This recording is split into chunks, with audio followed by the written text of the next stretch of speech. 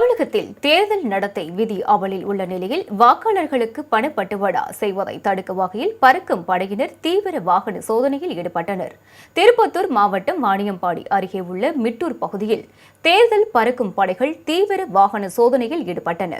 அப்போது இருசக்கர வாகனத்தில் உரிய ஆவணங்கள் இன்றி கொண்டு சென்ற 85,400 ரூபாயை பறிமுதல் செய்தனர்.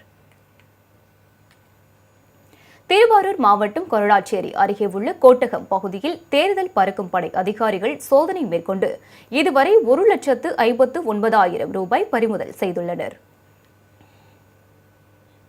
கன்னியாகுமரி மாவட்டம் நாகர்கோவில் ஆட்சியர் அலுவலகத்தில் உள்ள தேர்தல் கட்டுப்பாட்டு அறையை மாவட்ட ஆட்சியரும் தேர்தல் அலுவலருமான அழகு மீனா நேரில் சென்று பார்வையிட்டு ஆய்வு செய்தார்.